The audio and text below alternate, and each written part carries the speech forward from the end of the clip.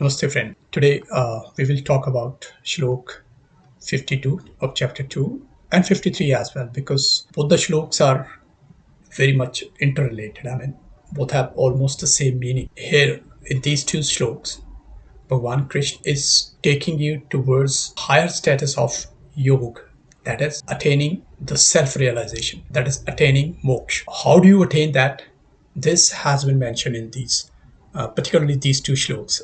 I mean, it's taking you nearer to the moksha. They are the shloks where Bhagwan Krishna mentions the condition of attaining the moksha, and means they are almost a step closer to the moksha. How do you do that?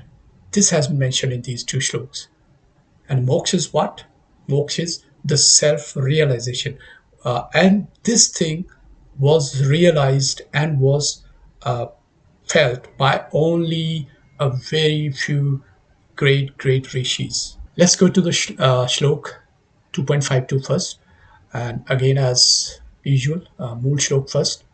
यदा ते मोहकलिलम् बुद्धिर्व्यतितरिष्यति तदा गन्तासि निर्वेदम् श्रोतव्यस्य श्रुतस्य च.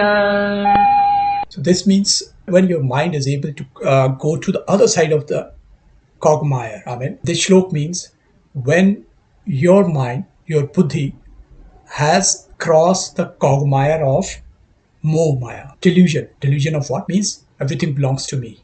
It's mine. The attachment to the worldly things. This you will realize that the Sanatan values, and most of the Sanatanis actually, they will not be that much attached to the worldly things.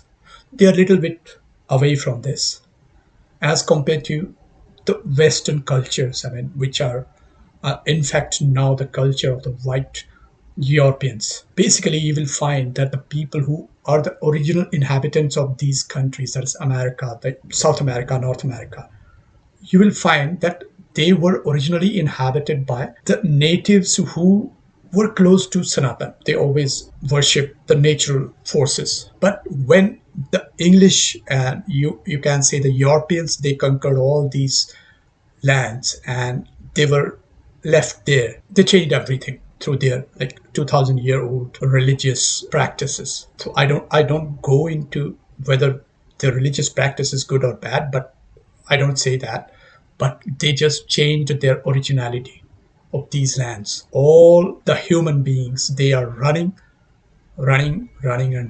after this materialistic, delusive attractions. If we talk logically, we know that we are not going to take it along with us, but we cannot remain behind because of the systems and the setups have been made nowadays in the world that you cannot be out of that race for delusive materialistic attractions. You are forced to run that race. When you give it a thought with a cool mind that yes, it's just a delusion, and when you give it the thought like that, means you know it is a delusion, but again you are running the race, so you're not going towards the moksha, self-realization, self-attainment. You're still there, you're in that quagmire only. So your brain should not be affected by this whole materialistic delusive attractions. And when your brain is trained, or when your brain is adapted in that way, means you are going towards the self-attainment, self-realization. That's what the meaning of this shlok is. Let's move on to the next shlok, 53, mool shlok first. यदा स्थास्यति निश्चला समाधावचला बुद्धिः तदा योगमवाप्स्यसि. The same message, but now it's in a different way. That's the beauty of Srimad Bhagwad Geeta. That's the richness of thoughts. That's the richness of thoughts given by Shri Krishna, Bhagwan Krishna. And that's why we worship him as a Bhagwan, as a God. We love him as a God. He is great yogi, a form of God himself. God is what? In fact, everybody is a part of God. In everybody there is God. So everybody is a part of God. As is said in Vedanta also, that we are like a drop of water taken out of the pond or out of the sea. When we are in the sea, we are a part of the sea. And the sea is what? That God, that Brahman. And when we are out, then we are a human. We are an individual drop of water. As a human, we are an individual identity out of the God, but we are part of that God. We are the same as that. We need to realize that. But that realization is not easy. That needs to be attained by practicing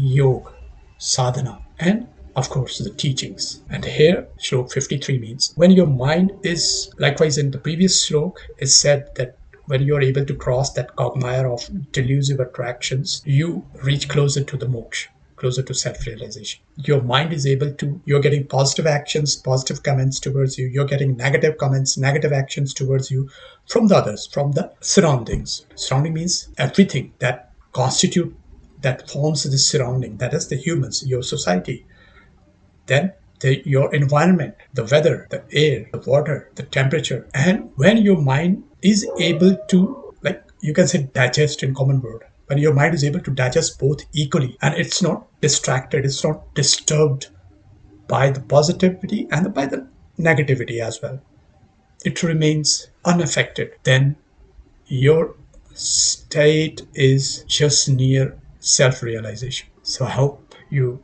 like this simplified translation, the simplified meaning of the shloks of Srimad Bhagwad Gita. Please like it, share the video, comment in the comment section, and subscribe to my channel. Thank you. Namaste.